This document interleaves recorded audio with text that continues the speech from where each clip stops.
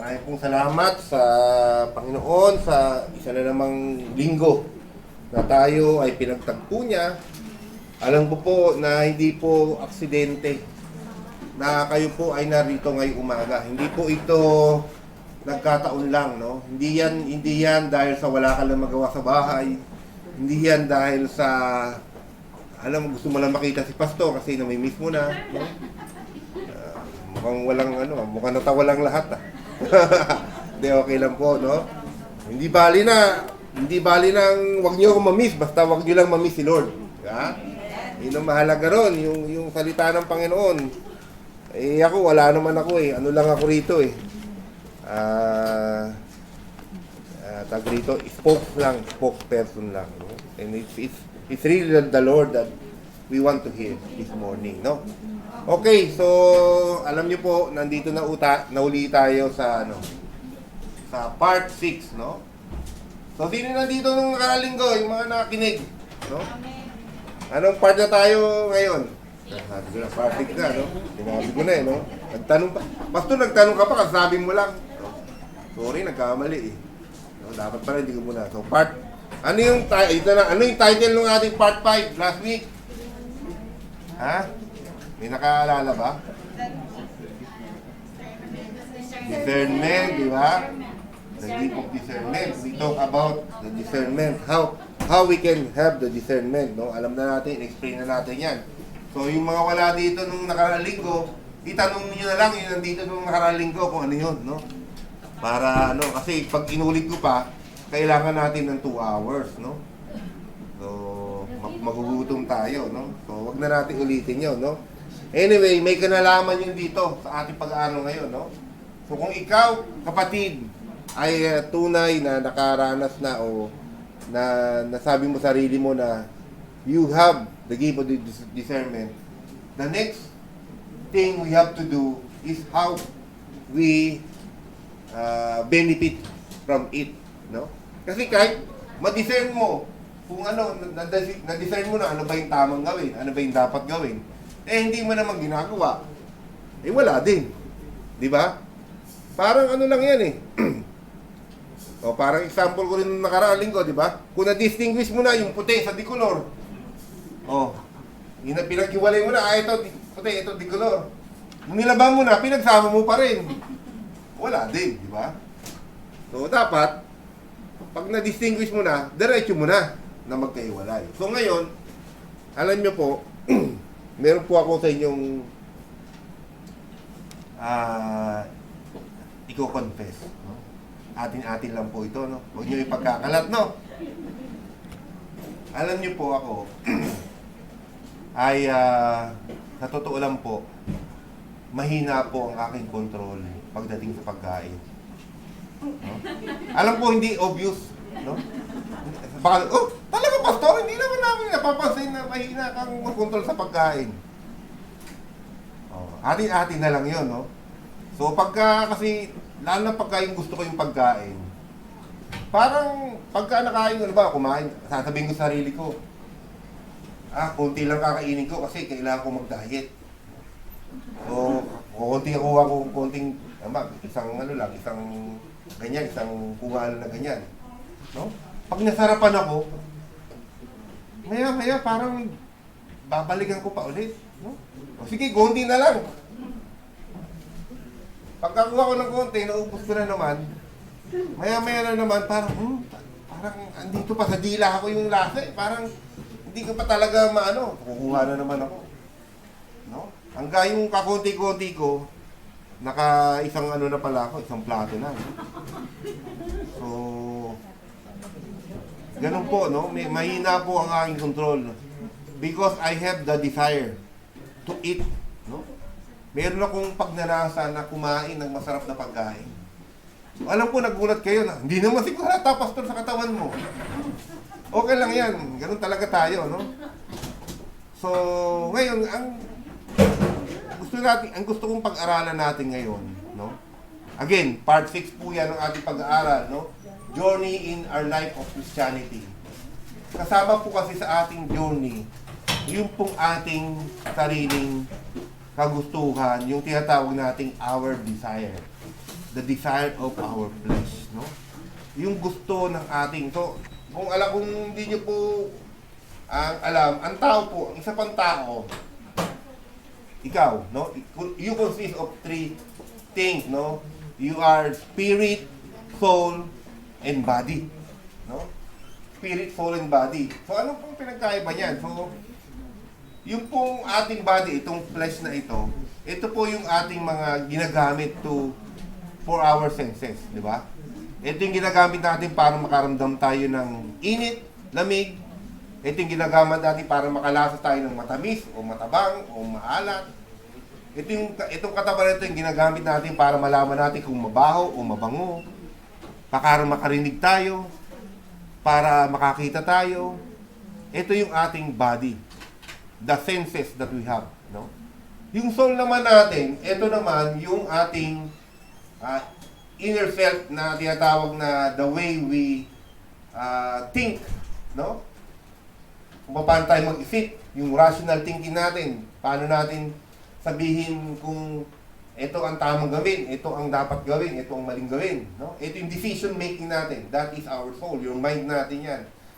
Yung ating emotion, that is part of our soul. Yung pagkagalit tayo, pag masaya tayo, that is our self, no? Yung hindi yan tangible, di ba? Hindi naman nahahawakan yung emotion mo eh. Mahahawakan ko ba? Uy, may joy ka. Uy, may peace ka. Wala eh. Hindi nahahawakan yan, no? Hindi yan parte ng ating senses, ng ating body. And also, so yung mind natin, yung soul natin, ang naapektuhan niyan yung ating pag-iisip, yung ating pagre-reasoning, yung ating emotion, kung galit ka, di ba? At pangatlo, yung ating will. Ano yung sabi will? Yung desire mo. Pagka you desire to learn something, di ba? So, ikaw, aral ka ng aral. Desire to earn money. Oh. Nanggagaling po sa sarili natin yan, no? Iba-iba ho tayong desire, no? Nagkataon lang yung desire ko, medyo malakas sa pagkain, no? Hindi ko na tatanong kung sino mga katulad ko rito. Kayo na marami ho kami rito. Pero kasama po sa desire natin yung ganon, desire to hear, to be with others, di ba?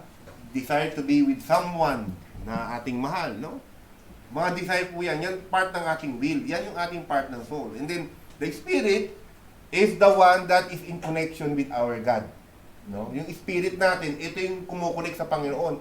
Ito yung nagsasabi sa atin na ito ang dapat gawin. Ayon sa kagustuhan ng Panginoon. Hindi ayon sa kagustuhan ng ating laman. No? So, ngayon po, ang pag-aaral natin, hindi ko i-discuss niya sa inyo. Kung gusto nyo malaman pa yan, we learn something more about the spirit. No, you can attend our Friday night, this coming Friday, no, November 19. No? We will have a devotion and something that we will have to discuss about it. But that is for another day. But today, I will like to talk again to our series sa first. Of course, nandun pa rin tayo sa letter of John, no? Sa 1 John, no? Ang title po ng ating ngayong pag-aaralan is Overcoming the Desire of the Flesh, no? Pag sinabing desire of the flesh, hindi po yan yung flesh natin na ito. Yung flesh po na ibig sabihin niya, yung will. Desire of our will, our own will. Hindi po yung will ni Lord, yung ating will, no? So, how do we overcome that? Because we know, I am sure, no, that our flesh is contrast to the Spirit of God, to our spirit, no? If you have the Spirit of God, it is always contrast, di ba? Sabi sa Bible yan, di ba? Sa Galatians, di ba? Kung ano yung desire ng flesh, yun ang hindi desire ng Spirit. Kung ano yung desire ng Spirit, hindi yung desire ng flesh. So, kontra yan. So, as a Christian, sabi natin, we are follower of Christ. It is important, essential, necessary for this desire of our flesh to be overcome. Again, I use overcome because we cannot defeat it entirely. because we are still living in this world. But we can overcome it from time to time, no? We can overcome it, no? So how and paano natin yan magagawa? Pag-aaralan po natin yan, no? So gusto niya bang mapag-aralan yan? Amen. No, amen, no? Yung ayaw po, pag-aralan niya na rin. Ang total, nandito na rin lang kayo, no? Okay. Ang sabi nga niya, no? Shoganay, no? Okay. Alam, bago tayo pumunta dyan, pakinggan po muna natin siya sabi ni Paul, no? Si Apostle Paul po ito. Sabi niya, I do not understand what I do. For what I want to do, I do not do. But what I hate, I do. Ang gulo niya, no? Sabi niya, hindi ko naintindihan yung sarili ko, eh. Sabi niya, na, kung hindi ginagawa ko, di ba? Sabi niya, kung ano yung gusto kong gawin, hindi ko nagagawa. Di ba? Kung ano yung ayaw ko, no? Yun ang ginagawa ko. And if I do what I do not want to do, I agree that the law is good. As it is no longer I myself who do it, but it is sin living in me. Sabi niya gano'n. For I know that good itself does not dwell in me. That is in my sinful nature, for I have the desire to do what is good, but I cannot carry it out. No, alam ko naman, tayo bilang mga Kristiyano, nakakarinig na tayo ng Bible, from pagkabata natin, pinapayuhan na tayo ng magulang natin kung anong dapat gawin. Pero di ba, parang hirap niyang gawin. No? Bakit parang, kung alam ko naman yung dapat gawin, yung magandang gawin, pero ba't hindi ko magawa? Kaya pala si Andrew A., yung kumanta ng gusto kong, ay hindi pala si Andrew A. yun. No? Gusto kong bumait, pero di ko magawa. No? Napipil niyo po ba yan minsan sa buhay niyo? Na parang, ito dapat kong ginagawa, pero ba't hindi ko magawa? Di ba? Gusto kong pumunta sa church linggo-linggo, pero parang ang hirap. No? Minsan, gano'n, di ba? Wag ko kayo mag-alala, hindi lang po kayo nakakaranas niya. Kahit nga si Pablo, nakakaranas din yan, di ba?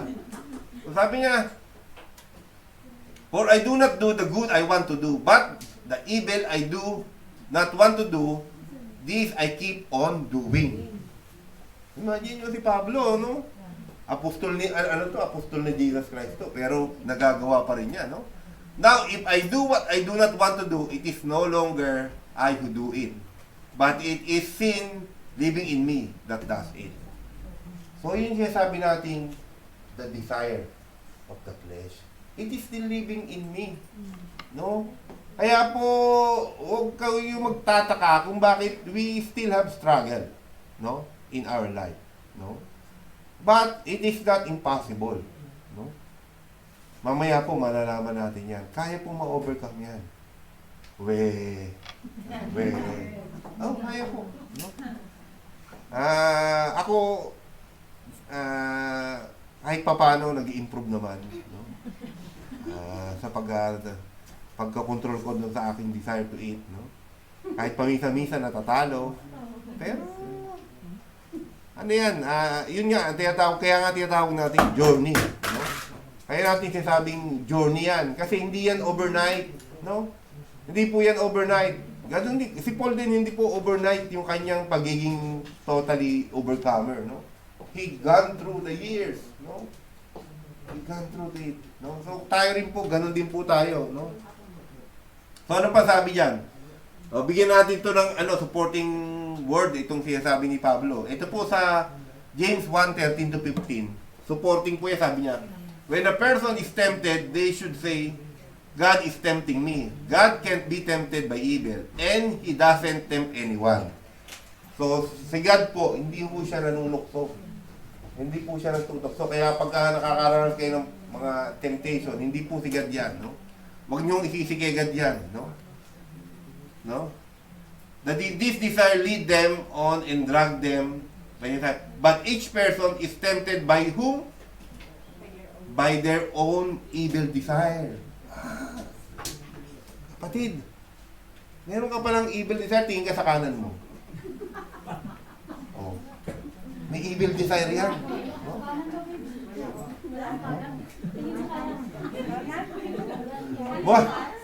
Mukha lang anghel yan, pero may evil design yan. No? Ay, sabi ni James, di ba? No? This desire lead them on, drag them away. No? Ito yung design natin na to. Ito yung nagdadrag sa atin. Palayo sa Panginoon. No? When this desire are allowed to remain, they lead to sin. And when sin is allowed to remain and grow, it leads to death. Oh, di ba? So, hindi dapat pala tayo pinapabayaan lang yung ating mga desire na ganyan. No? Hindi pala dapat tayo hinahayaan lang. Ay, hindi, okay lang yan. We have to fight it.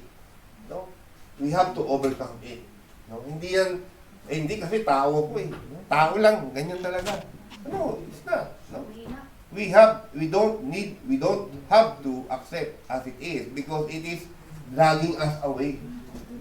Yan ang kaya pala tayo, di ba? Iba, matagal lang mananampalataya. Pero parang ang bagal ng growth because the deeper desire in them, parang hinahayaan lang, no? Parang tiyatanggap na lang as it is, no?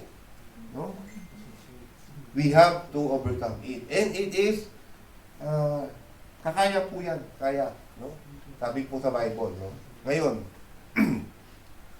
punta po tayo sa ating teksto, no? Sa John, 1 John 5:1-5. Sabi diyan, everyone who believes that Jesus is the Christ is a child of God. So, sabi niya, lahat ng mga tao na naniniwala, o pag sinabi naniniwala, hindi yan basta yung naniniwala, yung merong conviction sa sarili niya, may belief siya na si Jesus is the Christ. Anong sabihin ng Christ? Jesus is the anointed one. Jesus is the God that nagkatawan tao. He is the one that God the Father sent for us to save us. So, yung naniniwala daw na ganun, tinatanggap yun, and everyone who loves the Father, love His children as well. Here is how we know that we love God's children. We know it when we love God and obey His command. In fact, here is what it means to love God. We love Him by obeying His command. And His commands are not hard to obey. That's because everyone who is a child of God has won the battle over the world. Aba, kayo pala mga nanalo na. No?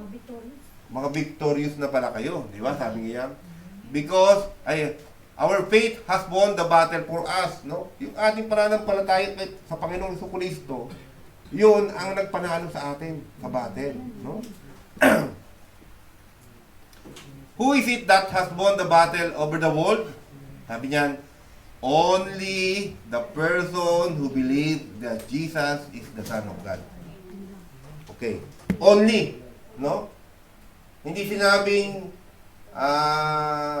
marami. No? Na marami. No? Pag sabi niya only, sabihin, kung hindi ka pa tinatanggap si Jesucristo sa buhay mo, hindi ka pa nananalo. You cannot overcome the world. Ibig sabihin ng world yan, yung world system, yung sistema ng mundo na nagpapalayo sa atin ng Panginoon. So, kaya ang pinaka-first step pala, para tayo ay maging matagumpay sa paglaban sa ating evil desire, is first to be the Son of God. To be the children of God. And you will not be a children of God if you don't have the relationship with Jesus Christ. No, again, we are not talking about religion. We are talking about relationship. May relasyon ka na ba kay Jesucristo? Ano ba siya? Sino ba siya sa buhay mo? No? No? Sino ba siya? Siya ba ay isang figurin sa bahay mo? Siya ba ay isang picture sa wallet mo? O siya ba ay iyong Panginoon at tagapagligtas? Pag sinabi mo kasing Panginoon, may relasyon kayo. Panginoon mo siya, ikaw ay alipin. Di ba? Hindi pa pwedeng pareho kayong Panginoon. Walang ganon, di ba? It's either siya yung Panginoon, ikaw ang alipin, o ikaw ang Panginoon at siya yung alipin.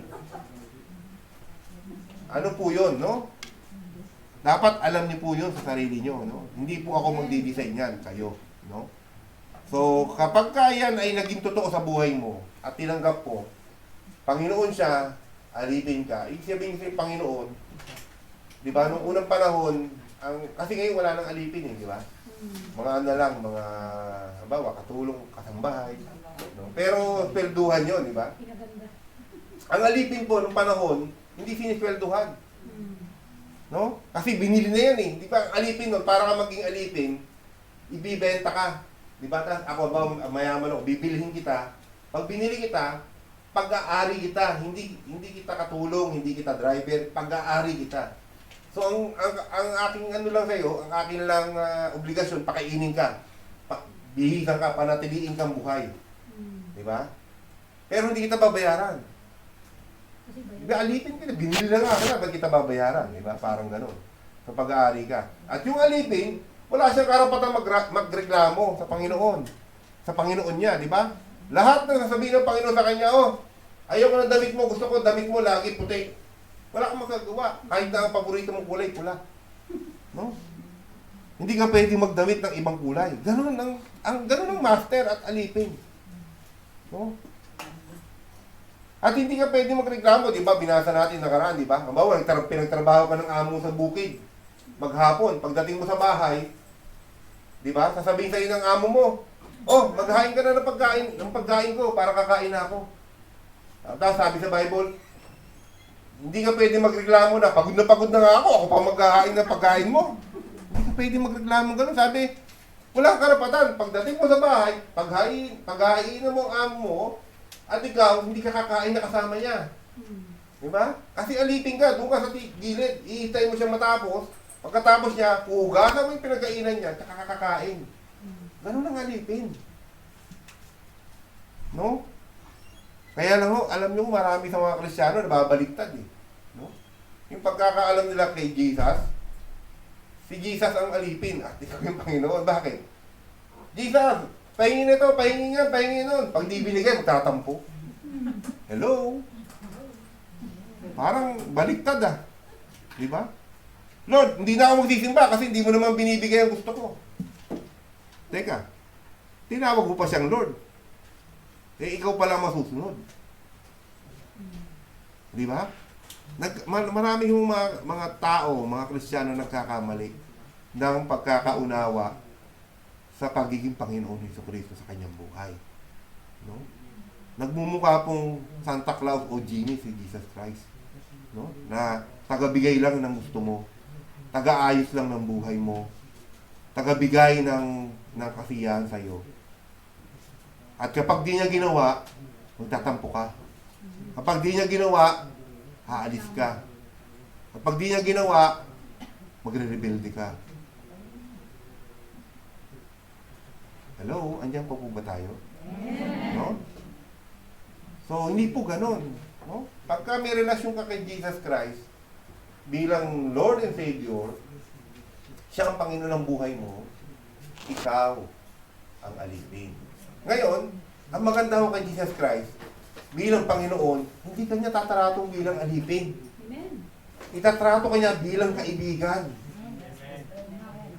Itatrato kanya bilang anak. Ang tindi, no? Saan ka nakakita ng ganong klaseng master, ganong klaseng Panginoon? Tinatrato mo siyang Panginoon, pero hindi kanya tinatratong alipin. Ganun po ang ating Panginoon. Kaya po, sabi nga niya, di ba? Kaya sabi niya rito, di ba? And His commands are not hard to obey. Hindi mahirap. Actually, kaya siya nagbibigay ng commands, hindi dahil gusto kanyang pahirapan. Kaya siya nagbibigay ng command ng mga utos para mapabuti ang buhay mo. Actually, hindi niya man kailangan ng ang totoo kasi technically, sumunod ka o hindi, nababawasan ba yung pagiging Diyos niya? Hindi. Di ba? Sumunod ka o hindi, nababawasan ba yung kapangyarihan niya? Sumunod ka o hindi, nababawasan ba yung kanyang kayamanan? Yung kanyang kaalaman? Wala epekto sa kanya. O sumunod ka o hindi. Pero may epekto sa iyo, kapatid. Kaya dahil mahal ka niya, hindi kanya tinatratong alipin, binibigyan kanya ng mga kautusan na dapat mong gawin, hindi para matagdagan yung pagiging Diyos niya, kundi para maging maayos ang pamumuhay natin dito sa mundo. Para maging maayos ang iyong pagkatao. Nakuha po ba natin yon, yung ganong klaseng relasyon? So kung wala po tayong ganong klaseng relasyon sa Panginoon, huwag niyo asahan na mananalo kayo sa inyong evil desire. Because that is the first step. Without relationship, di ka mananalo. Yes, sasabihin, hindi, pastor, dati-dati mabait na nga ako eh. Diba? Talaga? No? Mabait ka kahit na gawan ka ng mali. Mabait ka kahit hindi ka pansinin. Mabait ka kahit utangan ka, tapos takbuhan ka. Mabait ka kahit namurahin ka sa harapan mo. Talaga? Diba? Maging totoo tayo, no? Sa ating sarili. No? Yung kabaitan pong sinasabi ng Panginoon, it goes beyond our rational thinking. Diba? Our logical thinking. Kaya nga sinasabi ni Jesus Christ lagi, diba? Mahalin mo ang iyong kaaway. Diba? Ipanalangin mo ang sumusumpa sa inyo. Hello? Diba? Sinumpa na ako, papanalangin ko pa. Diba? It goes beyond that. No? That is the real essence of being good in Christ. Ang Diyos lang kaya gumawa niyan. Hindi kaya ng tao yan. Magpakatotoo ka, brother, sister. No? Di mo kaya yan, no? Murahin ka, tapos ipagpipray mo. Hello? Diba? Kahit po ako, no? Kung ako lang, hindi po kaya yan. No? Pag minura ko niyan, ganun ha?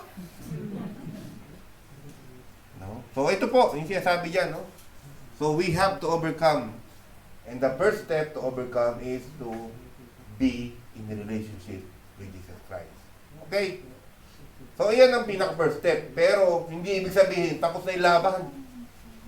No? Tinanggap mo na si Kristo. Hindi ganun. No? Continue ang ating laban. So, ngayon, pupunta na tayo. No?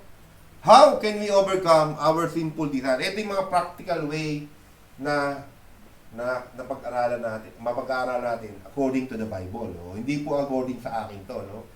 Ito po ay mababasa natin sa mga Bible ng ating mga text. No? So, binigyan ko yan ng acronym. BEAT, no? B-E-A-T, di ba? So, sabi dyan, be aware of the enemy attack. E, engage in ministry for Christ. A, abstain from things that may cause you to be tempted. And T, time spent alone with the Lord. This is how we overcome. We have to beat our evil desire. Kumbaga sa boxing, i-knock out mo. No? Ganun, parang Pacquiao. No? Beat. No? So, simulan po natin pag-aralan yan. Ano ba yung beat na yan, Pastor? Kung ano, baka invento mo lang yan. No? So, pag-aralan po natin yan. Be aware of the enemy attack. Anong sabi po ng Bible? 1 Peter 5:8-9, be alert and sober mind. Your enemy, the devil, will browse around like a roaring lion, looking for someone to devour. Resist him, standing firm in the faith, because you know that the enemy of believers throughout the world is undergoing the same kind of suffering. So, ito mahirap, no? Ito po mahirap kasi meron na nga tayong evil desire, meron pang tagapaypay sa ating evil desire, no? Ayun yung trabaho ng kaaway ni Satan, no? Yung evil desire po natin, halimbawa, meron kang evil desire na mag-cheese. Wala akong pinapatamaan. So, paborito example yung chismis, no? Kasi ano yan eh. Kasi yung iba dyan, ang trato nila balita. No? Kaya, hindi ako chismosa ha, tagapagbalita lang. So, may desire yung ganyan, di ba? So, siyempre, ayaw mo yan, mali yan. Sabi ni Pastor, mali yan ng chichismis, no? Pero, alam mo, habang nilalabanan mo, etong kaaway, dala ng tao sa'yo, ng mga chismosa, no? Bawa, nagpe-pray ka, biglang tutunog yung cellphone mo. Sino ba yan? Ay, si Maring ano? Si Maring Lukring, no? Ha? Hello? Okay. Ano, kumusta ka na? O, yan na, no? So, yung mga ganyan pangyayari sa buhay mo, hindi ang Diyos na nagpapadala niyan, yung kaaway. No? Binibigyan ka ng binibigyan ka ng mga ganyan para matukso ka. Yan ang trabaho niya eh. No? So, wag nating sisihin si Satanas. Trabaho niya yan. No? No? Kasi pag hindi niya ginawa yan, hindi na siya Satanas. Di ba? Hindi siya makatupad dun. Oo, di ba? Okay lang yan. Trabaho niya yan. Kaya, ang sabi niya dito, be alert and sober. Ibig sabihin alert, dapat aware ka. Aware ka sa mga atake. Kaya nga, di ba, pinag-aralan kahapon, discernment. Aware ka pag umaatake na yung kaaway. No? At alam niyo po, itong kaaway natin, may strategy po yan. Ituturo ko sa inyo. No? O, hindi ko ako magtuturo yung Bible. No? Sabi dyan, tingnan nyo, sabi dyan, example. May strategy yan. Sa Luke 4:1-3, sabi dyan, Jesus, full of the Holy Spirit, left the Jordan River. The Spirit led him to the desert. There the devil tempted him for 40 days. Jesus ate nothing during that time. No? 40 days, hindi siya kumakain. No? Fasting nga eh. At the end of 40 days, he was hungry. Pagdating sa verse 3, sabi niyan, the devil said to him, if you are the Son of God, tell this stone to become bread. Ano yung strategy ng kaaway? Alam niyo ang kaaway, magaling yan sa timing. No? Ang kaaway, hindi yan atake pagka malakas ka.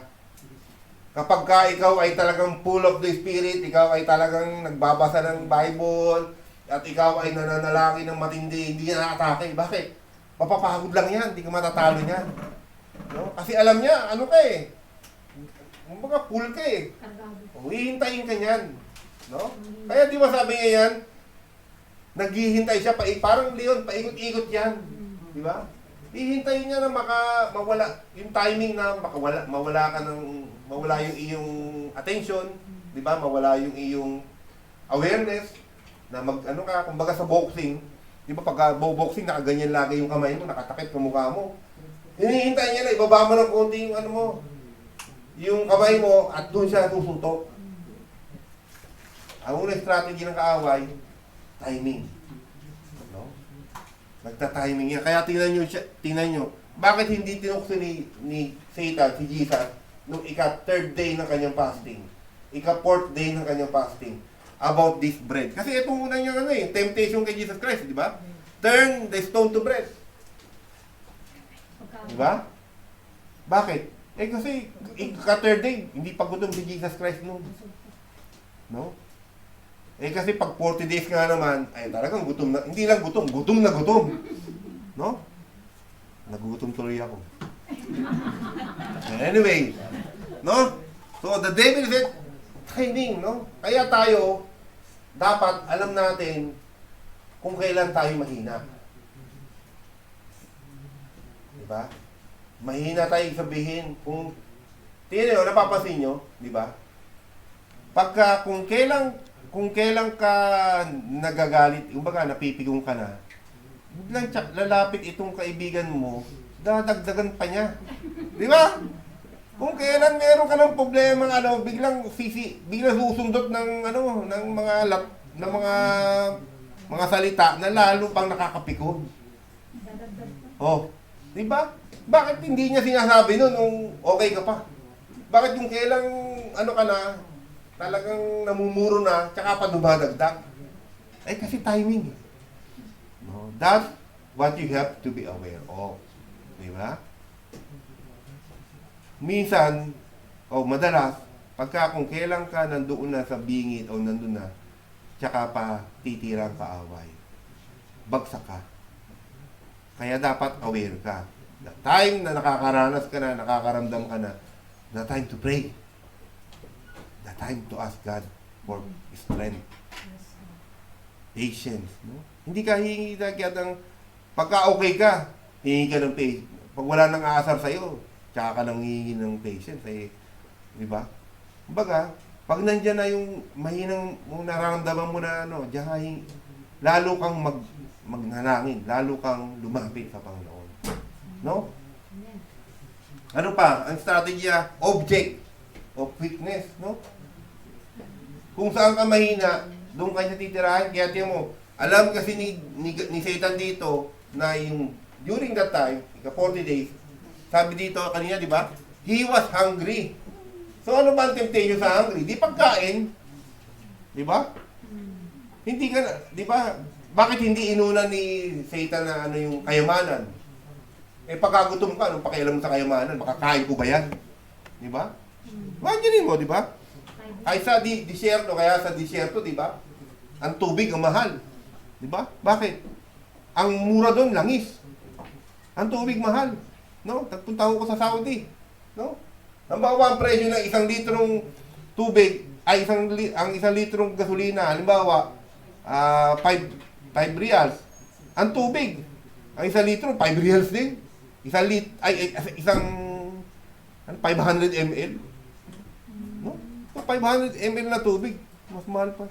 Bakit ganun? Eh, pero pagdating dito, sa Japan, ang presyo ng tubig, napakamura kumpara sa gasolina. No? Depende kasi kung ano yung pangangailangan mo. Ganun din yung kaaway. Umaatake siya doon sa kung saan ka mahina. Hindi kung saan ka malakas. Kung ikaw yung malakas sa hindi ka chismosang tao, hindi ka niyan papadala ng mga chismosa. Kasi sayang lang eh, di ba? Sayang lang ang laway niya, di ba? Ibang dadala niya sa'yo. So kung saan ka mahina, doon ka maging aware. No? Ay, mahina ako dito sa pagkain. So dapat aware ka na mahina ka dyan. At yung timing. Kailan ba ako tinutukso ng kaaway sa pagkain? Eh di syempre, pagka masarap yung pagkain, kasi ganun ako eh. Hindi naman ako matakot talaga. Matakot ko sa masarap na pagkain. Pag hindi masarap pagkain, hindi ako matakaw. Ay! So, syempre, ganun, no? So, doon kanya, kaya iwas ka ng iwas sa matamis. Kada tingin mo naman dyan, laging gumagawa si Sister Beng ng mga, kung ano, puto bumbong, kung ano. No? Kaya, ganun, no? So, be aware of that situation. Yan ang first step to overcome. Be aware of the attack of the enemy. So, once na you feel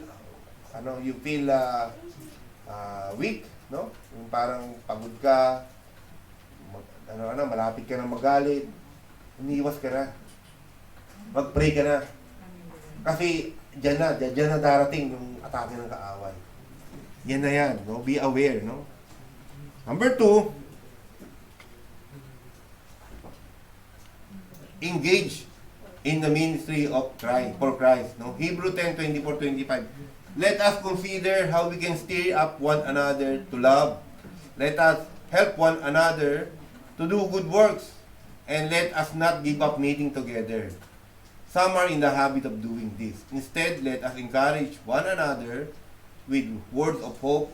Let us do this even more as you see the Christ's return approaching. So, ini-encourage siya nung manunulat ng Hebrew, no? Sabi niya, encourage natin na tayo magkita-kita. Tayo magpalakasan. Diba? Kasi nakakatulong po yan sa ating pag-overcome. Imaginein mo, kung araw-araw nang ginawa ng Diyos, kasama mo yung kaibigan mo chismosa. Paano kayo iiwas dyan? Diba? Ang hirap. Pero pagkasama mo lagi, mga kapatid ni Kristo, kapatid mo kay Kristo, na nag-encourage sa'yo, nagpapaalala sa'yo, na huwag mong gawin yan, huwag mong gawin to, nakakatulong yan. Diba? Kasi kapag meron kang tagapagpaalala, na kaibigan mo. No? Pero kung albawa, mahina ka na nga sa alak, halimbawa, mahina ka sa alak, ikaw ay mahilig uminom ng alak. Tapos, ang lagi mo pang kasama, yung mga barkada mo na manghihinom, na lagi may dalang alak sa kanilang sasakyan o ano. Eh, paano ka niyan, di ba? mahirapan ka, no? So, piliin mo yung iyong involvement, no? Kung saan mo ni-spend yung time mo. Sa hangga't maaari, you do not forget, no? Ang dami, meron po tayo dito GGM, yung small group ministry, no? During weekdays, meron tayong prayer meeting, no? Marami po tayong mga ganyan na pwedeng makatulong sa atin to overcome yung aming weaknesses. No? But you have to involve. Siyempre, hindi naman po namin kayo pipilitin eh. Alam mo, masugurin kayo sa bahay nyo, tapos sabihin, ay! Sister, papasukin mo ako! Meron tayong Bible study. Ano nga naman, ganunin ko kayo. Di ba? Eh, kaya nag-open tayo ng mga maraming mga small group dyan sa iba't ibang lugar para merong malapit sa inyo. Para maka-attend kayo, hindi nyo na kailangan pumunta rito sa church, no? Kasi kung malayo. So, yun po yung ating reason. Para hindi lang every Sunday lang tayo nakakapakinig ng salita ng Diyos. No? And then, also, may mga ministry din po kami rito, di ba? Meron din, pwede kayong mag-involve sa ushering. Pwede kayong mag-involve sa kung anong service dito, di ba?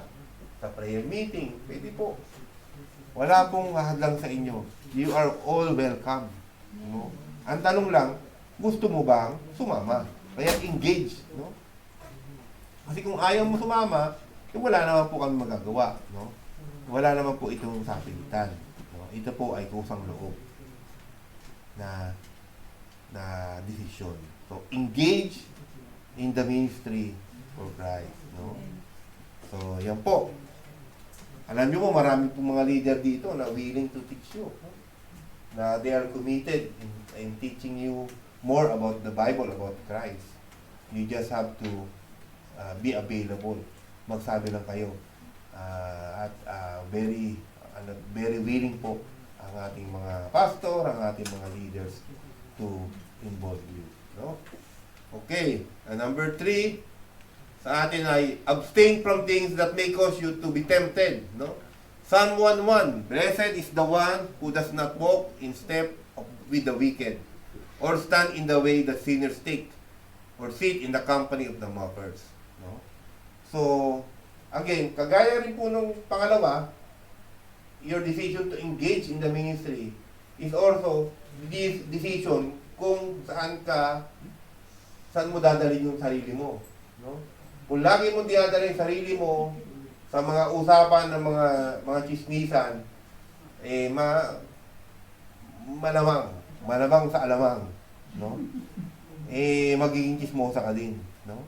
Kung lagi mo dinadala yung sarili mo sa mga inuman, di ba? Sa mga party, no? Eh palagay ko mag-iinom ka din. No?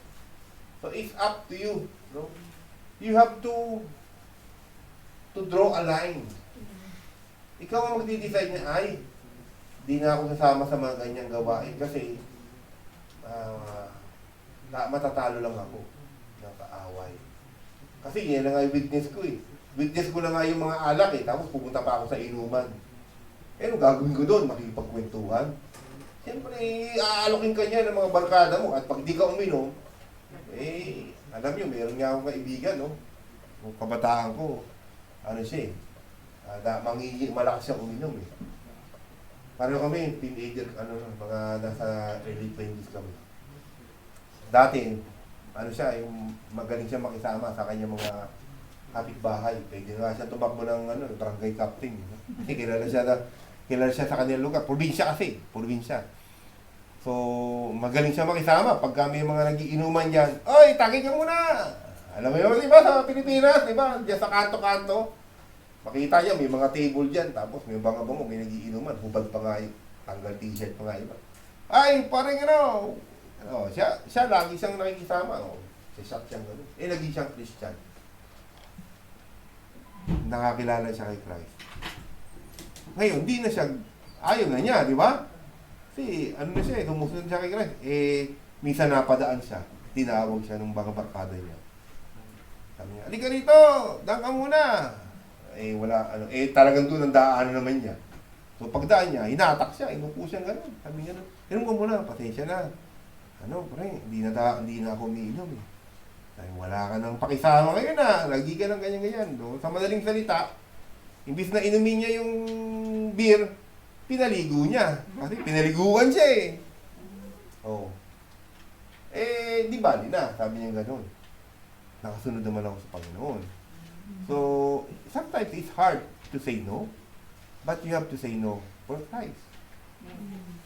Sometimes sasabihin nila, wala kang pakisama, nagbago ka na. Mas maganda naman nagbago ka para kay Kristo. Kaysa nagbago ka sa kasamaan. Diba? So, yan, abstain. You have to abstain. At sabi pa dito sa Philippians 4:8-9, finally, my brother and sister, always think about what is true, think about what is noble, right, and pure, think about what is lovely and worthy of respect. If anything is excellent or worthy of praise, think about those kind of things. Do what you have learned or received or heard from me. Follow my example. God who gives peace will be with you. So, another thing to abstain is abstain from toxic news or toxic things na napapanood mo, di ba? Di ba sabi ko last time, no? Buti pa nung panahon nila Pastor Rod, radyo lang at dyaryo, diba? Pero ngayon, di ba, lahat, what? Tao.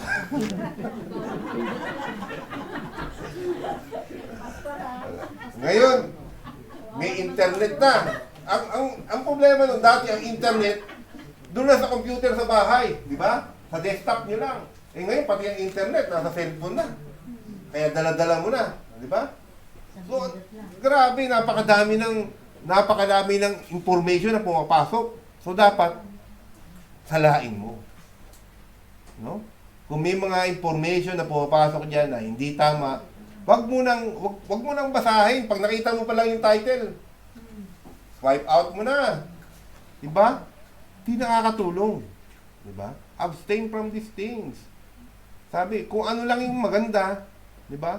Kung ano lang yung kaaya-aya, kung ano lang yung nakakabigay ng kapurihan sa Panginoon, yun lang ang i-absorb mo. Yun lang hayaan mong pumasok sa tenga mo at pumasok sa mata mo. Pagka yan ay walang kakwenta-kwentang bagay at palagi mong pinapasok sa iyong sarili, bawa, di ba? Yan ay mga kung ano-anong sinasabi sa social media, no? Mga away-away, politika o ano. Kung yan lagi ang pinapakinggan mo, mapapasin mo. Nakikipag-away ka na rin. No? Kahit hindi ka naman nakikipag-away, di ba? Hindi mo naman kaano-aning kandidato, nakikipag-away ka. Di ba? Ang masama, hindi ka nga bumuboto, hindi ka naman registrado, nakikipag-away ka pa. No? So, kumbaga, isalain nyo, di ba? Hindi ko naman sinabi na huwag kayong maging aware dyan. Okay lang. Pero kung yan ay nakikita mo nakaka-affect na sa sarili mo, nagiging ka ng magagalitin, nakikipag-away ka na, pati kapatid mo sa mananampalataya, inaaway mo na, teka, pag-isipan mo kung tama pa na pagpatuloy mo yan. Diba? Hindi po masama ang mamili kung sinong kandidato mo, kung sino yung tatayuan mo, hindi ho masama yan. Ang masama, pag nakikipag-away ka na. Diba? Pag nakipag-away ka na, hindi na gusto ni God yan. Diba? So maganda yan. Sabihin mo kung ano, bakit mo siya gusto. Ayan ang pili ko. Pero to engage in mag-aanuhan na kayo, magtitirahan na kayo, personal na, tama na po yan. No? Hindi po yan na. So, whatever is true, whatever is desirable to God, no? Whatever is excellent, whatever is lovely, yan lang po ang ipasok natin sa ating sarili. No? So, abstain. No? Sabihin, huwag po nating hayaan na tayo ay mapuno ng mga ganyang bagay. And the last, but not the least, of course, spend alone with God. Ang pinakamahalaga at pinakamalaking bagay na pwede mong ibigay sa ating Panginoon ay yung oras mo sa Kanya.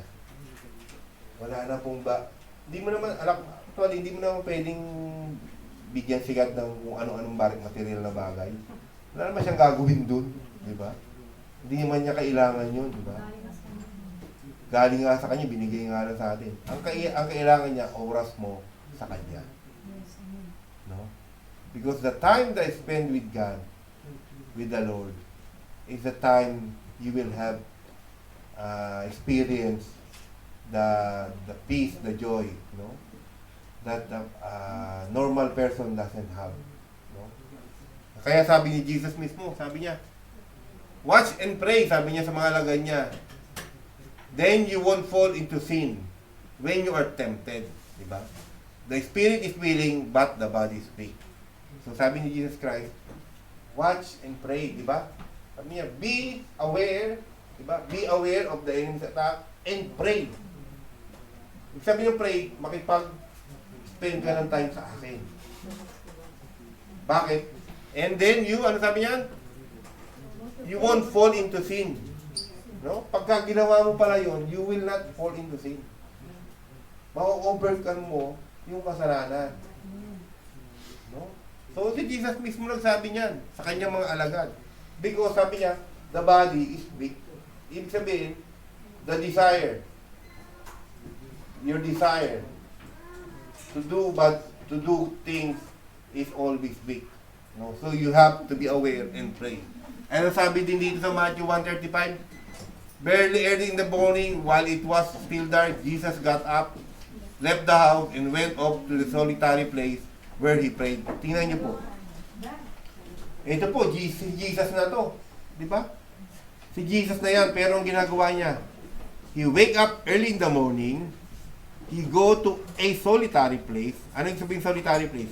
Yung lugar na siya lang ang tao. Anong ginagawa niya? Pray. How much time you spend alone with Christ sa buhay mo? I-compare mo yan sa time na ini-spend mo sa Facebook, time na ini-spend mo sa mga barkada mo, kaibigan mo, time na ini-spend mo sa pamilya mo, sa trabaho mo, sa pag-aaral mo. How much time you spend with Jesus Christ? Alone. No? Yung ganyang klaseng pagkilos mo sa buhay mo, yan po ay paraan mo para mapaglabanan mo o ma-overcome mo yung desire ng iyong sariling laman. No? At alam niyo po ba, the more you spend time alone with God, the more the Holy Spirit can work into your life. No? And we will again discuss that next Friday night. No? If you want to be empowered, no? To be empowered and to experience, no? Yung the Holy Spirit, no? Into your life, I challenge you, no? Friday night po, we can gather together, we can pray, and we can spend time, no? So invited po lahat, no? And pero yung request ko po, no, we have to fast, no? That during that day, no? From morning to afternoon, no? Afternoon ng ating prayer night, tsaka tayo piling kumain. Kung hindi nyo kaya ng ganun, so kahit 1 meal, ano nyo, pero kung pwede ho, ang ano nyo, yung lunch time. No? Kung kumain kayo sa umaga, huwag na kayo mag-lunch. Diretso na. Para, kasi kung sa lunch kayo kain, parang wala nang fasting nyo kasi lunch, tapos dinner, talaga namang ganun, di ba? So, anyway, yun po, no? Yun po yung sinasabi ng way, no? Na pwede mong gawin in your daily life, no? So, you will have a more chance to overcome your sinful desire sa buhay mo. And the last, iiwan ko po sa inyo yung itong quotation na to. If you find yourself a bit irritated or overwhelmed It's a sign that you're spending less time with God and more time with this world. No? Kung nakikita mo sarili mo lagi ang irritable ka, o ikaw ay masyado kong na-overwhelm na, napapagod ka na, di ba? Pagod na ako sa buhay ko. Sawa-sawa na ako sa pagmumuka. Ay, hindi pala. Sawa-sawa na ako sa mga nangyayari sa buhay ko. No? Baka, sabi nun, baka sign na yan na konti lang oras mo kay God at marami kang oras sa mundo ito.